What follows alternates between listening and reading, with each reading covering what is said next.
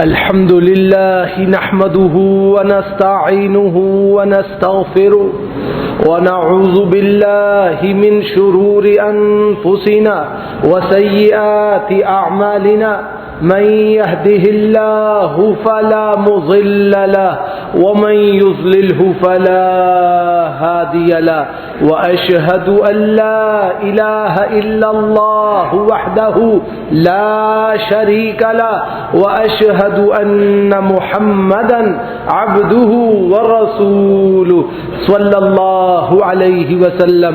اللهم صل على محمد وعلى آل محمد كما صليت على إبراهيم وعلى آل إبراهيم إنك حميد مجيد.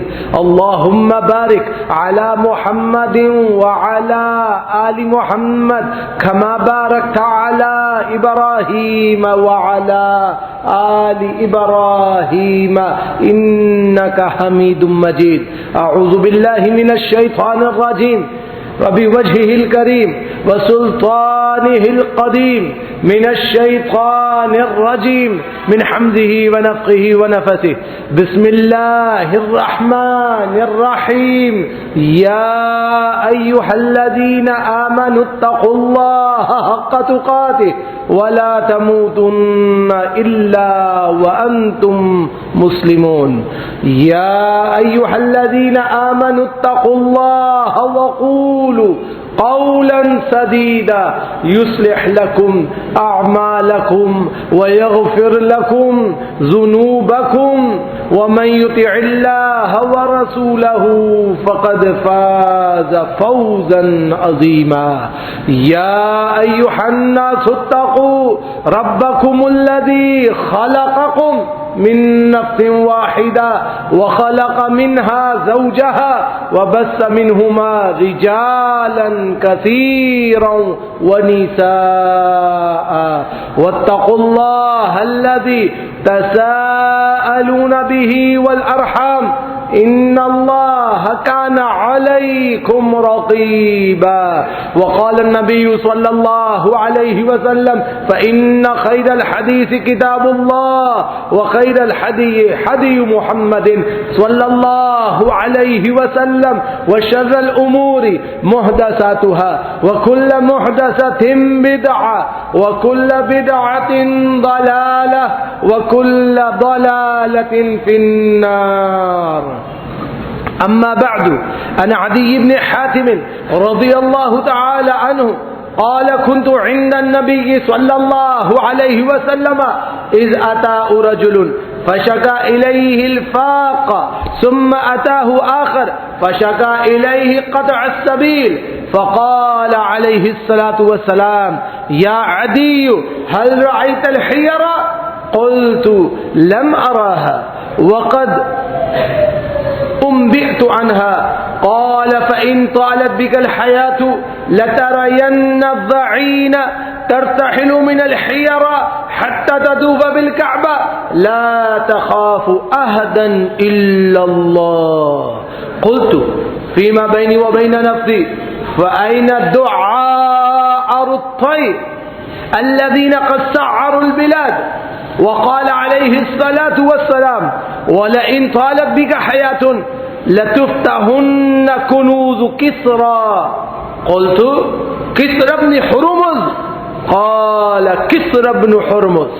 ولئن طالت بك حياة لترين الرجل يخرج ملء كفه من ذهب أو فضة يطلب من يقبله منه فلا يجد أحدا يقبله منه ولا يلقين الله أحد يوم يلقاه وليس بينه وبينه ترجمان يترجم له فيقولن ألم أبعث إليك رسولا فيبلغك فيقول بلى فيقول ألم أعطيك مالا وأفضل عليك فيقول بلى فينظر عن يمينه فلا يرى إلا جهنم وينظر عن يساره فلا يرى إلا جهنم.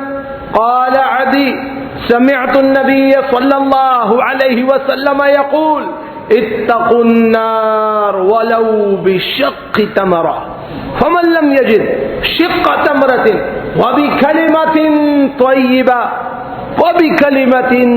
طيبة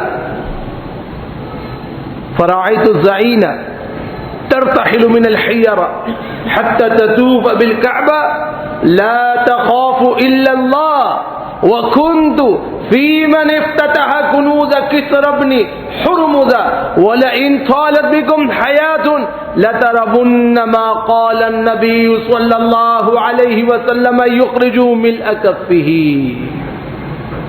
صحیح بخاری کی کتاب المناقب کی ایک حدیث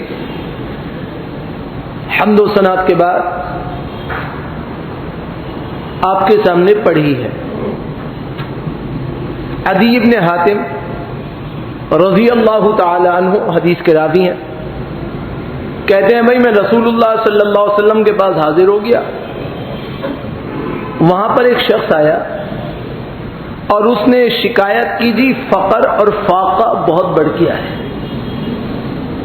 فقیری بہت بڑھ گئی ہے, جتنے کماؤ پورا ہی نہیں ہوتا, نہ روزی پوری ہوتی ہے, نہ بچت ہوتی ہے, نہ وسائل پورے ہو رہے ہیں, بڑی فقر اور فاقے کی کیفیت ہے. اتنے میں ایک اور آدمی بھی آ گیا. اس نے کہا جی راستوں میں انتہائی بد امنی ہے, انتہائی چور ڈاکو لٹیرے جگہ جگہ پھر رہے ہیں, نہ جان محفوظ, نہ مال محفوظ, نہ عزت محفوظ, نہ آبرو محفوظ. پیسے لے کے جاؤ تو چھن جاتے ہیں, تنہا جاؤ تو مار دیتے ہیں. عزت آبرو کی کوئی اوقات نہیں رہی. جہاں چاہا جس کو چاہا اٹھا لیا, جہاں چاہا جس کو چاہا مار دیا, جہاں چاہا جس کو چاہا پھینک دیا. بڑا نقص عمل ہے.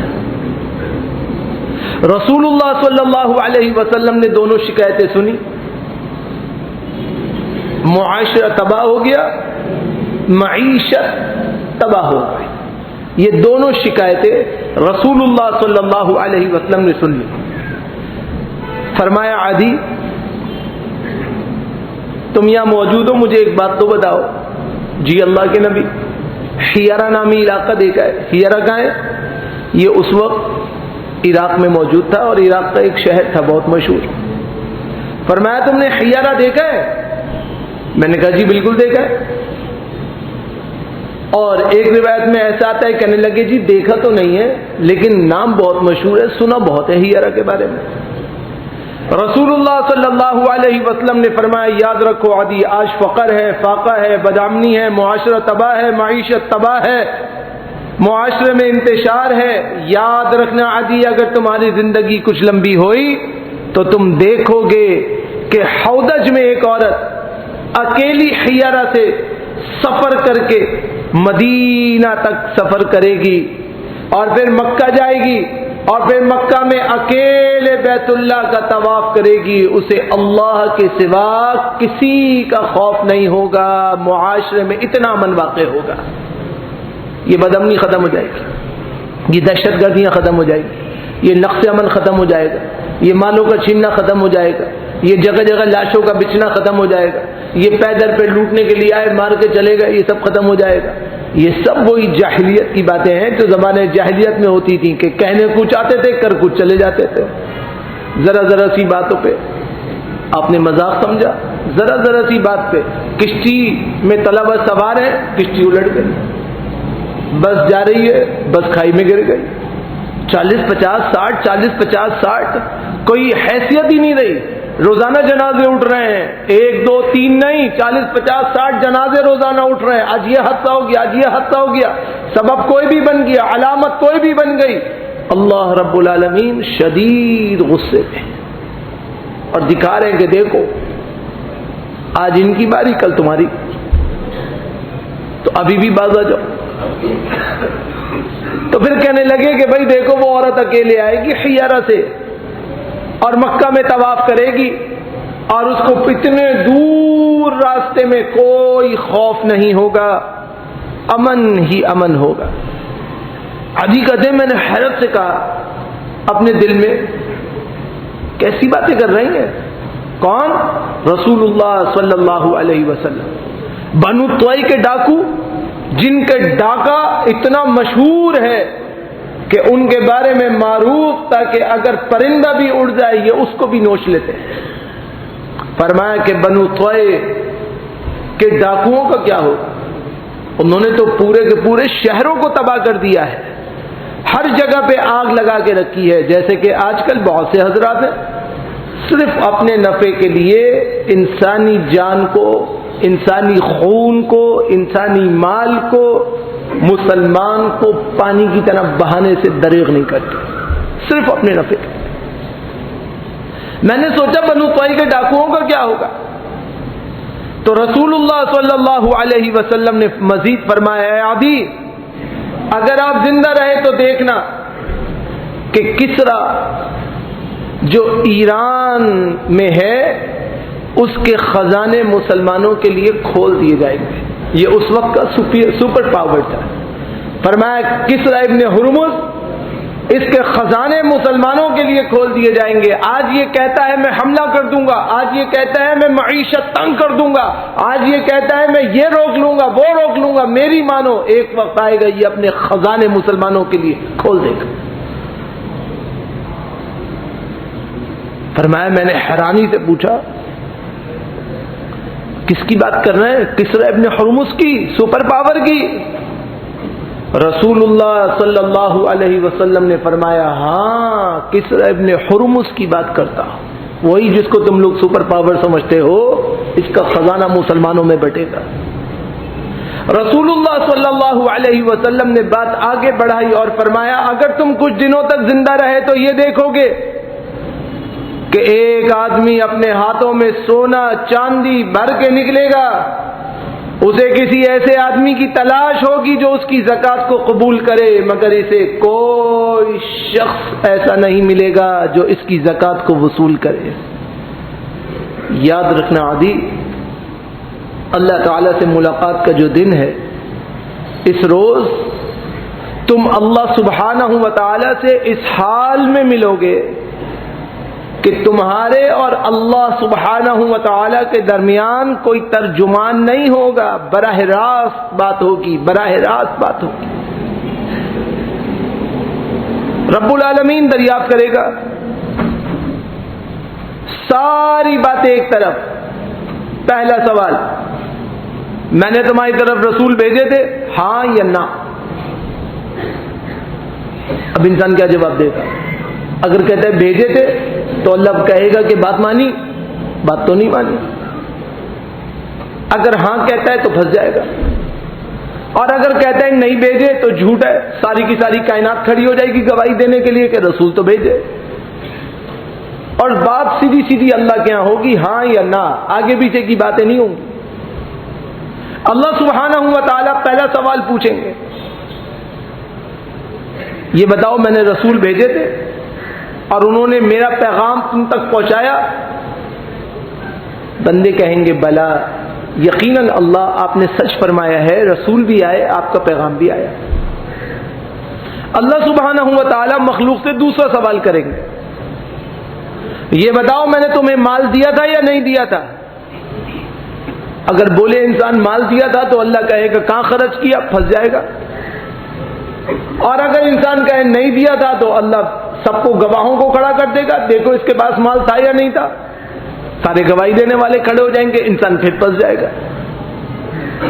تو جب اللہ پوچھے گا کہ یہ بتاؤ کہ میں نے تمہیں مال دیا یا نہیں دیا، اور اس کے ذریعے تمہیں بہت سے اپنے بندوں پر فضیلت دی یا نہیں دی، تو انسان کہے گا بلا، یقیناً اللہ آپ نے مال بھی دیا اور مجھے بہت سو پہ فضیلت بھی دی۔ پھر اللہ رب العالمین اپنی دائیں جانب دیکھیں گے تو انسان بھی دیکھے گا، جب انسان دیکھے گا تو جہنم کے سوا کچھ بھی نظر نہیں آئے گا۔ پھر کہا جائے گا ذرا بائیں طرف بھی دیکھو، یہ بائیں طرف دیکھے گا تو جہنم کے سوا کچھ بھی نظر نہیں آئے گا۔ یا اللہ یہ میں کہاں پھنس گیا، ابھی تو صرف سوال ہوا، دائیں بائیں سب جہنم ہی جہنم نظر آ رہی۔ اللہ نے تو صرف یہ پوچھا ہے رسول آئے تھے، عمل کی بات تو ابھی پوچھی نہیں، ابھی تو تفتیش شروع ہی نہیں ہوئی، ابھی تو ایک سوال ہوا، رسول آئے تھے، پیغام پہنچایا تھا، دین پہنچا تھا یا نہیں، مال دیا تھا، فضیلت دی تھی، فوقیت دی تھی، بلند مرتبہ دیا تھا یا نہیں؟ انسان اس کے جواب دینے سے پہلے پھنس جائے گا۔ عدی رضی اللہ تعالیٰ عنہ کہتے ہیں میں اسی مجلس میں تھا کہ رسول اللہ صلی اللہ علیہ وسلم کو فرماتے ہوئے سنا، لوگو جہنم سے ڈر جاؤ، جہنم سے ڈر جاؤ، جہنم سے ڈر جاؤ۔ اگر آدھی کھجور صدقہ کر کے بھی کوئی جہنم سے بچنے کی طاقت رکھتا ہو تو وہ آدھی کھجور اللہ کے راستے میں صدقہ کرے اور جہنم سے بچ جائے۔ اور اگر کسی کے پاس اتنی بھی اوقات نہیں ہے نا کہ وہ آدھی حلال مال سے کھجور صدقہ کرے تو ایک نیکی کی بات کر کے ہی اپنے اوپر جہنم کو حرام کروا لے، ایک نیکی کی بات۔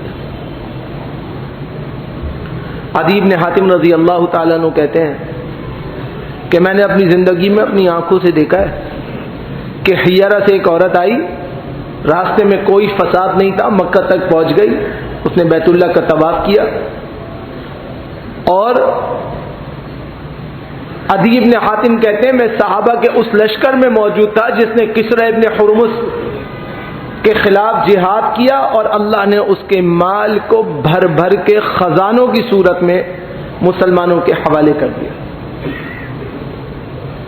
اور فرمایا کہ یہ بات یاد رکھنا کہ اگر تم لوگ زندہ رہے تو اپنی نگاہوں سے دیکھ لینا کہ وہ وقت آئے گا لوگ مال لے کر نکلیں گے اور پھر مال کو قبول کرنے والا کوئی نہیں ہوگا، جب تک مال کو قبول کرنے والا ہے اللہ کو دے کر جہنم کو حرام کروا لو، اس سے پہلے کہ یہ مہلت بھی نکل جائے۔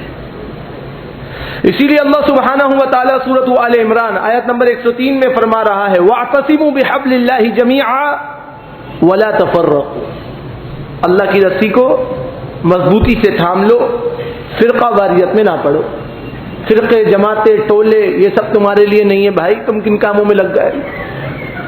کوئی آپ کا نام استعمال کرے یا آپ کو استعمال کرے، مسلمانوں کا یہ کام ہی نہیں ہے۔ مسلمانوں کا کام یہ ہے کہ اللہ اللہ کرے، اس کے رسول کی بات کو مانے اور بس آخرت کی فکر کرے۔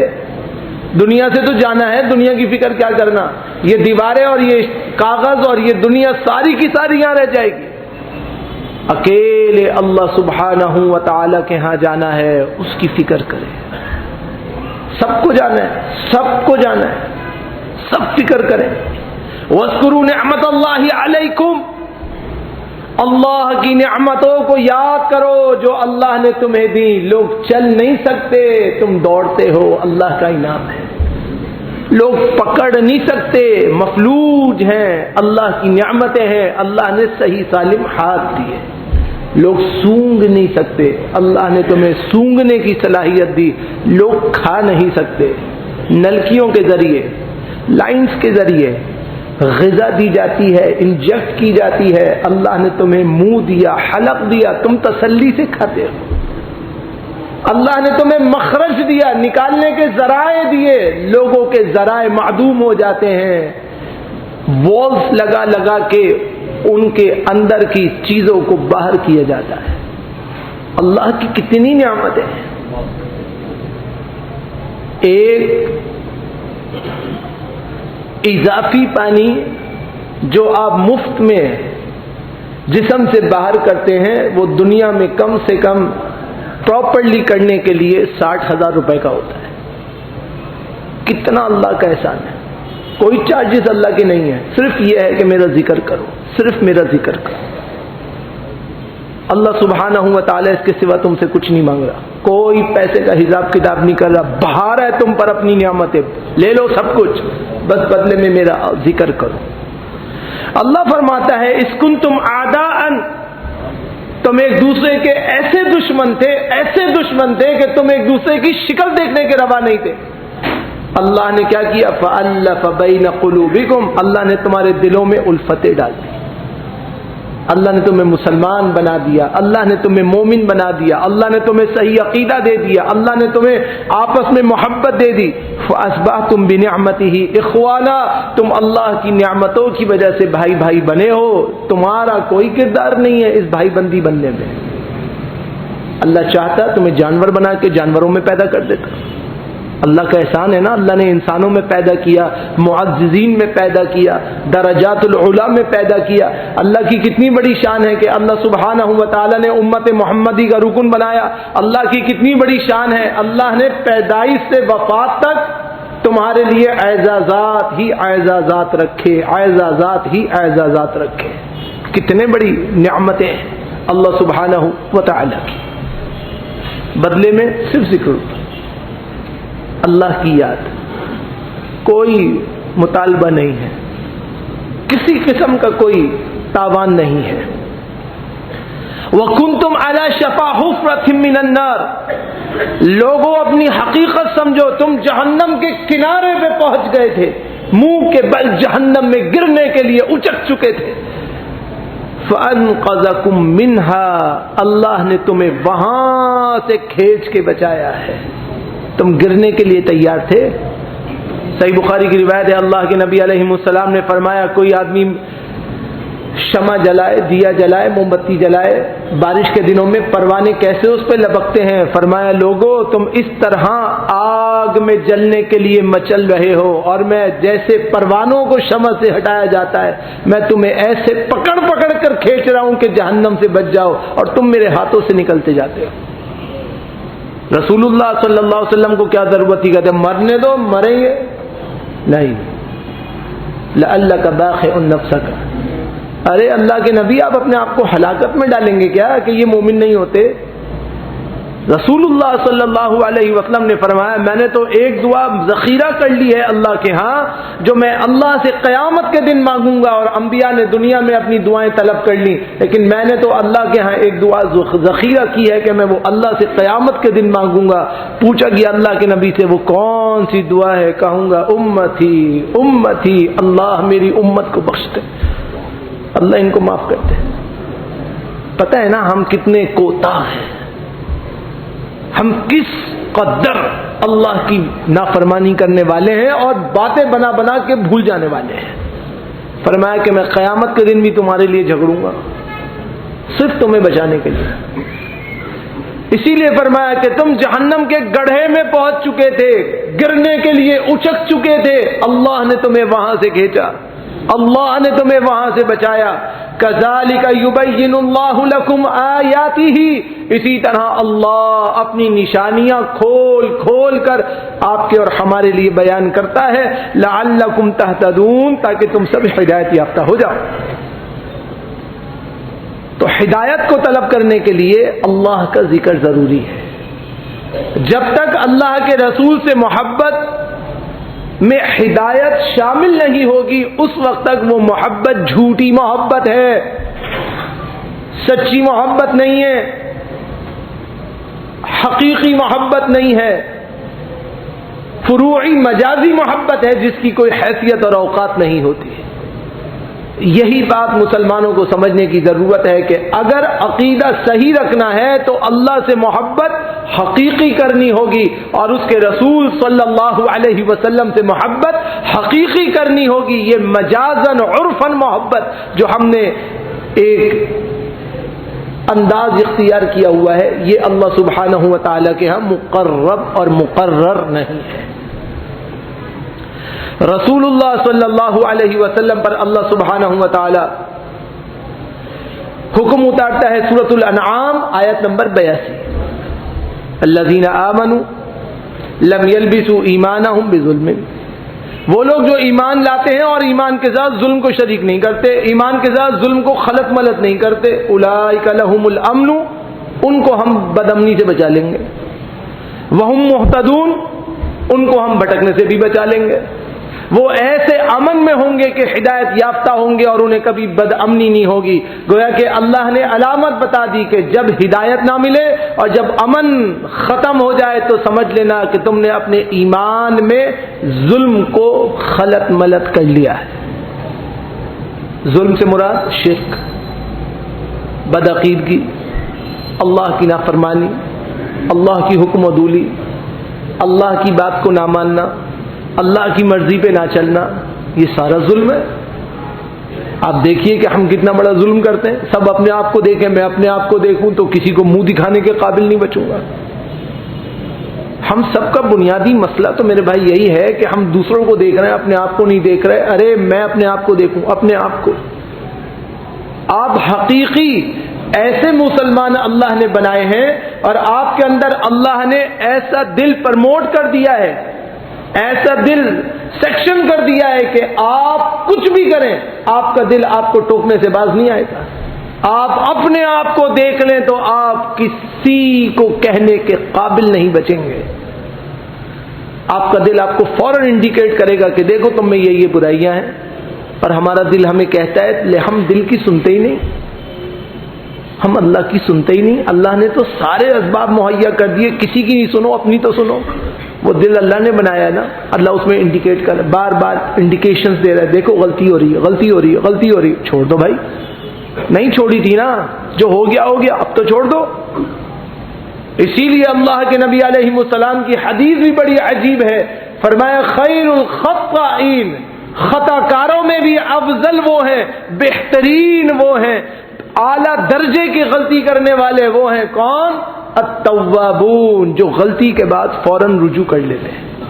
ہم لکیریں پیٹتے رہتے ہیں، جی ایسے ہو گیا، بھائی ہونا تھا ہو گیا، اب تو توبہ کرو، اب پلٹ جاؤ۔ اللہ سبحانہ و تعالی نے اس شخص کو معاف کیا، آپ نے بار بار سنا ہے، جس نے 100 قتل کیے تھے۔ آپ نے کبھی غور کیا ہو، صحیحین میں وہ روایت موجود ہے، اس کا ایک نقطہ ہے، اگر آپ اس نقطے کو سمجھ لیں تو ساری کہانی بدل جاتی ہے۔ ایک نقطہ ہے، وہ شخص توبہ کے لیے نکلا تھا، کہا جی 99 قتل ہو گئے۔ اس دور کے جو ان کو عالم ملے انہوں نے کہا 99 قتل کے بعد توبہ کرنے آئے ہو؟ کوئی توبہ وابہ نہیں ہے؟ اس نے کہا نہیں ہے، تو ایک اور قتل صحیح، 100واں قتل کر دیا۔ پھر ایک اور کو ملا، اپنے دور کے عالم کو پوچھا کہ کوئی توبہ ہے؟ میں نے 100 قتل کر دیے۔ انہوں نے کہا توبہ کا دروازہ تو کبھی بند نہیں ہوتا، تم اپنے معاملات کو بدل لو، حالات کو بدل لو، زمین کو بدل لو، فلاں جگہ جاؤ وہاں اچھے لوگ رہتے ہیں، وہاں جا کے رہو، اللہ سے توبہ کرو، اللہ سے مانگو۔ راستے میں جب اس کی روح قبض ہو رہی تھی، اس کا ٹرننگ پوائنٹ کیا تھا؟ اس کا مغفرت کا نقطہ کیا تھا؟ توبہ کرنا نہیں تھا، علماء کو قتل کرنا نہیں تھا، علماء کے پاس جانا نہیں تھا۔ صحیحین کی روایت ہے، وہ ٹرننگ پوائنٹ کیا تھا؟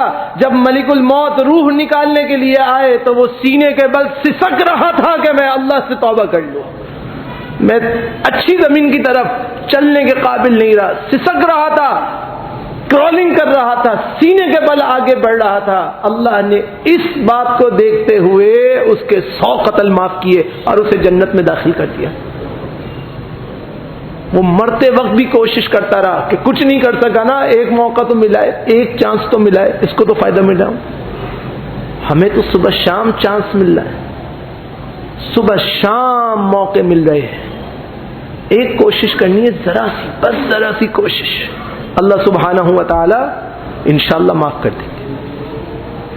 وہ سینے کے بل صرف ہلا ہی تھا، صرف ہلا تھا، اور اس کے لیے معافی کا اعلان ہوا۔ تو اللہ رب العالمین ایسے لوگوں کو پھر معاف فرما دیتے، ہدایت مل جاتی ہے۔ ہمارا دل بے سکونی میں ہے، بے سکونی میں رہتے ہیں، بے سکونی میں مر جاتے ہیں۔ یہ زندگی میرے بھائی ایک دفعہ ملتی ہے، بار بار نہیں ملتی ہے۔ پھر جو زندگی شروع ہوگی وہ کبھی ختم نہ ہوگی۔ اس میں جتنے مزے ہیں وہاں مزے نہیں ہیں، اس میں تھوڑا تھوڑا عمل کر کے بہت بڑا بڑا اجر ہے، وہاں پہ کوئی عمل نہیں ہے، صرف اجر ہی اجر ہے۔ اچھا کریں گے اچھا پائیں گے، برا کریں گے اللہ نہ کرے وہ پائیں گے۔ اسی لیے فرمایا سورۃ القریش میں فَلْيَعْبُدُوا رَبَّ هَذَا الْبَيْتِ، ان لوگوں کو چاہیے کہ بیت اللہ کے رب کی عبادت کریں۔ الَّذِي أَطْعَمَهُم مِّن جُوعٍ، بھول گئے؟ وہی تو اللہ ہے جو بھوک میں کھانا کھلاتا ہے، وہی اللہ ہے جو بھوک میں کھانا کھلاتا ہے۔ انسان کے بس میں ہو انسان دوسرے کا نوالا حلق سے نکال دے، اللہ ہے، سب کو کھلاتا ہے۔ چاہتا ہے نا آپ کو، محبت کرتا ہے آپ سے. نافرمانی ہم سب کرتے ہیں، اللہ پھر بھی کہتا ہے لو میرے بندے کھاؤ. رسول اللہ صلی اللہ علیہ وسلم نے فرمایا ایک ماں اپنی اولاد سے کتنی محبت کرتی ہے، اس سے 99 درجے زیادہ اللہ اپنے بندے سے محبت کرتے ہیں کہ میں نے خود بنایا ہے، خود بھیجا ہے، لے بندے کھا لے. ماں اپنی اولاد کو بھوکا نہیں دیکھ سکتی، تو رب العالمین کیسے اپنی مخلوق کو بھوکا دیکھیں گے؟ لیکن ہمارا اعتماد اپنے رب سے ہٹ گیا، ہم اللہ سے مانگنے کے بجائے غیر اللہ سے مانگتے ہیں. تو فرمایا کہ اللہ سے مانگو، الذی اطعمہم من جوع، جو اللہ کھانا کھلاتا ہے بھوک میں، وآمنہم من خوف، اور خوف میں امن فراہم کرتا ہے.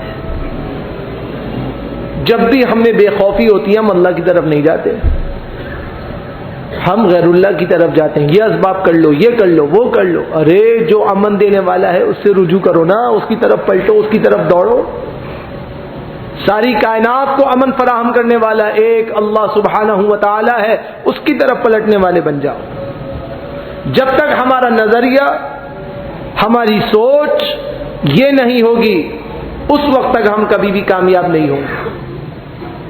دیکھیں تفسیر ابن کثیر میں حافظ ابن کثیر رحمہ اللہ نے سورۃ النمل کے ذیل میں لکھا ہے کہ جناب سلیمان ابن داود علیہ الصلوۃ والسلام بارش کو طلب کرنے کے لیے صلاۃ الاستسقاء کی ادائیگی کے لیے نکلے. صلاۃ الاستسقاء تھی کیا کیفیت تھی وہ اللہ کو بتایا.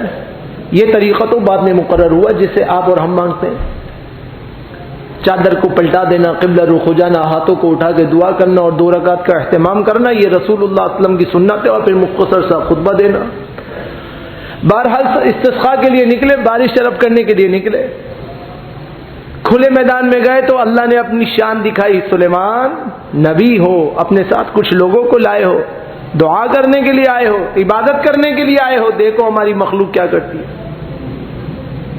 دیکھا کہ ایک چیونٹی چھوٹی سی کمر کے بل لیٹ گئی، پاؤں اوپر کر لیے، ہاتھ اوپر کر لیے. چیونٹی اتنی سی چیونٹی کمر کے بل لیٹ کے ہاتھ اوپر کر لیے اور اللہ سے بارش مانگ رہی تھی. اللہم ان خلق من خلقک ولا غنی بنا عن سقیاک والا تسقنا تہلکنا. اے اللہ میں تو آپ کی مخلوق میں سے ایک بالکل چھوٹی سی مخلوق ہوں، آپ کے فضل کی محتاج ہوں. اگر آپ نے ہمیں بارش سے محروم کیا تو ہم ہلاک ہو جائیں گے. فقال سلیمان علیہ الصلوۃ والسلام، جناب سلیمان نے جب یہ سنا اپنی قوم والوں سے کہا ارجعوا فقد سقتم بدعوۃ غیرکم، اللہ تمہارے علاوہ کسی دوسری مخلوق کی وجہ سے تم پہ بارش برسانے والا ہے. ایک چیونٹی اللہ اس کی بھی سن لیتا ہے. تو اللہ سبحانہ و تعالی ہماری کیوں نہیں سنتا؟ پھر ہم بدعت اور خرافات کر کے اپنے عقیدے کا بربادہ کر لیتے ہیں، ویلنٹائن بنا کے گناہ کر لیتے ہیں.